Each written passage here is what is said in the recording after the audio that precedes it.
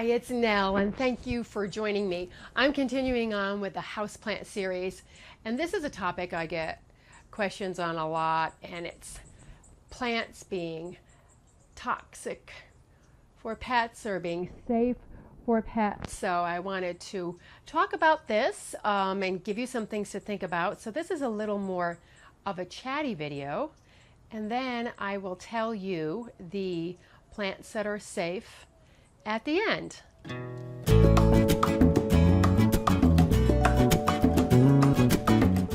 So there are more houseplants that are toxic to pets than there are safe for pets. And that is true of landscape plants too.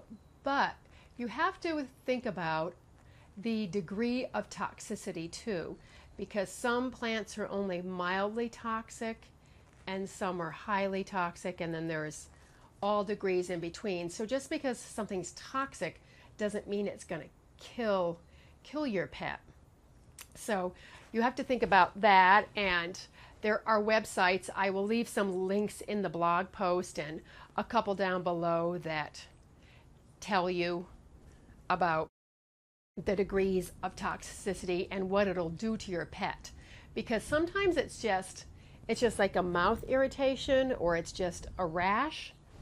And there are some plants that can be quite harmful. So it's good to be educated and know before you start to flip out when you see the word toxic.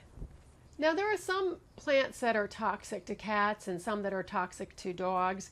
Most of them, if they are toxic to both, or they might have a different effect on a dog or a cat. I'm not even going to touch on horses here, because if you've got a horse in your house, I'd be like, oh, okay. But the ASPCA site does list horses too, so I just wanted to include that in case you had a horse in your house. I'm not going to cover that. But it also depends on how much they eat too, and if they just sort of chew on it, or if they chew on it and they swallow it too. Now, I don't know all this information myself, because I don't lock my cats in the bathroom and make them eat different plants to see what's going to have an effect on them or not, or I don't do it with my friends' dogs. I consult different sites, usually the ASPCA. Also, I think PetMD has a site, and there's another site that I can't remember the name now. That one has is the one that has the degrees of toxicity too. So as I said, I will leave those for you so you can refer to those also. Now I brought my prop outside for this segment. It's my Oscar cat. I don't know if he's going to stay because it's monsoon season and the thunder is starting. So who knows? But I just want to say that you know your pet and what your pet is going to do.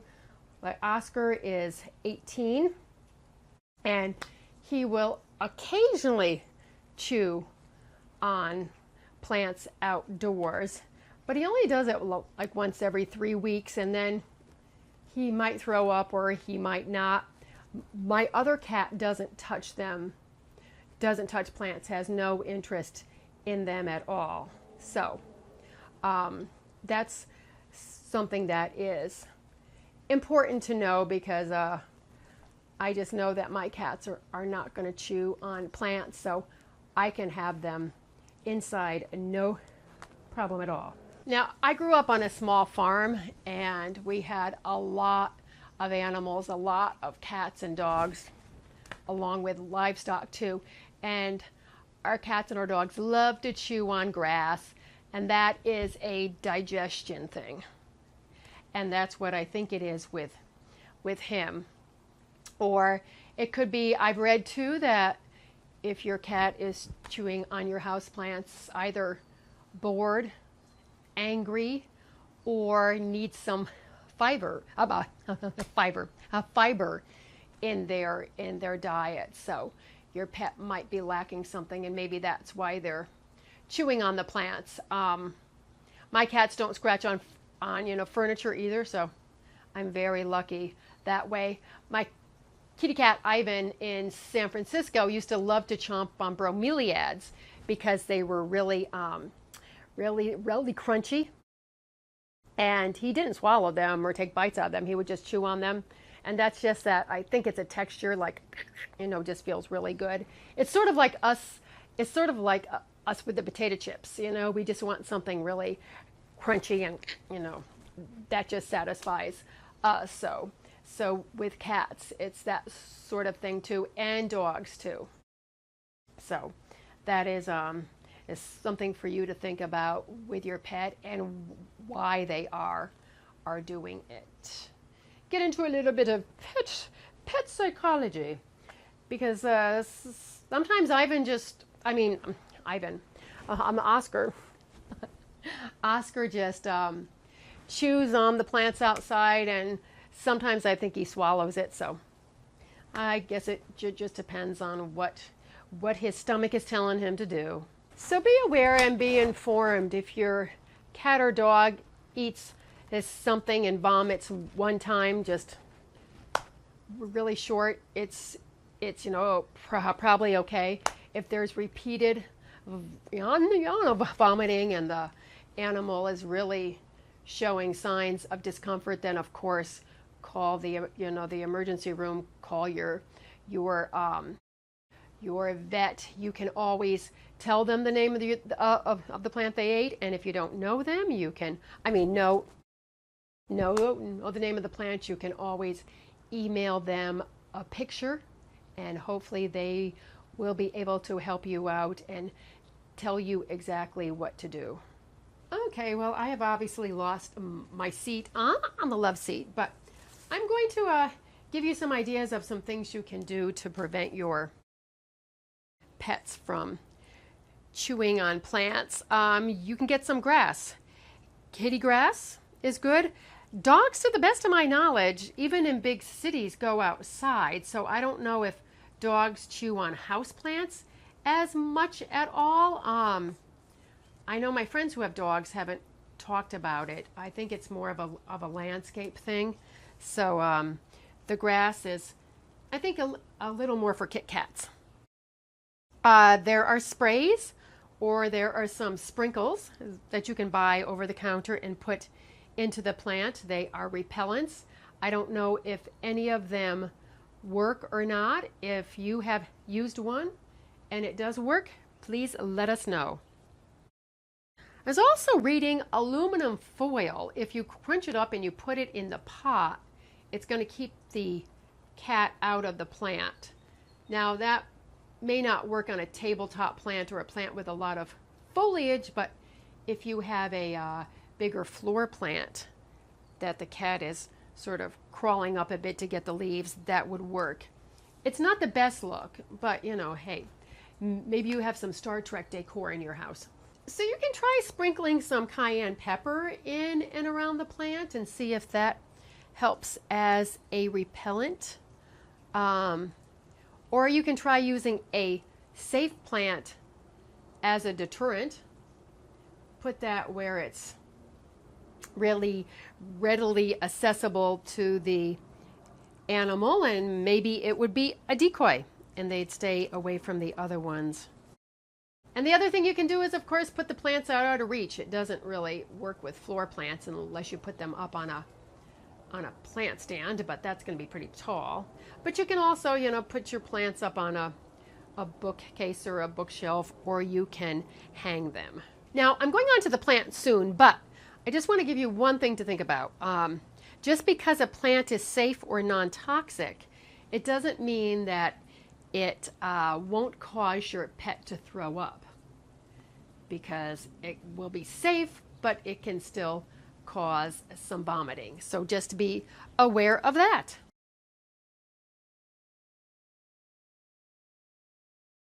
Okay, so we're going to start with the spider plant, which is considered safe. The only thing I want to say about that is that it contains something that is like an opiate-like substance to cats. So it might make your kitty a little hallucinogenic. So just be aware of that. But of course, the spider plant you can always hang. Hoyas. There are many, many different kinds of Hoyas to choose from. Ponytail Palms. Just know that their leaves are nice and crunchy, so there might be a little bit of chewing going on. And they're a teeny tiny bit sharp on the edges, although I don't think it's anything to be too concerned about. Okay, so back over here with Oscar. I'm just going to go through these, as you can gather, I'm just going to go in through the plants. But and the ones that I don't have pictures of, the pictures will be in the blog this time. So there are the palms, like the Kentia palm, the bamboo palms, and the Neanthobella palms are all safe. And then ferns are generally safe.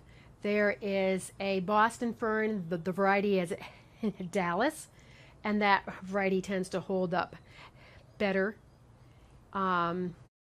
indoors. And there's the Maidenhair Fern, the button fern, and my probably personal favorite fern is the bird's nest fern. It tends to be, because it's got thicker leaves, it tends to be on the hardier side. And there are fabulous air plants, but I do know that cats love to chew on them, so just be aware of that. And dogs, I'm not quite sure. And we have Bromeliads on the safe list. These, by the way, are the Neregelia pups that I just planted up about a month ago or so. They're doing great. Christmas or Thanksgiving cactus. Many people think that the Thanksgiving cactus is the Christmas cactus, but there is a difference in the leaf form, but they're both safe, and I just love their leaves. I really like them as a houseplant. They're safe. And what else do we have? We've got peperomias. Ooh, I had a couple in Santa Barbara, and I need to get one or two here because I love peperomias, and they're actually pretty easy house plants. And what else? Oh, the prayer plants. There's a wide variety of them. They can be a little bit tricky because they like a lot of humidity, but for jazzy foliage, you can't beat them. So there are a couple of succulents that I know of that are non-toxic, and this one is the Burrow's tail sedum, and the other one is the Haworthia. And for a little color, Phalaenopsis orchids. Mine went out of bloom a few weeks ago, but it's doing this crazy thing where it's sending out some side stems and some growth, and it's going to bloom again. Another blooming houseplant that is safe obviously isn't my cat Riley, but it is the African violet.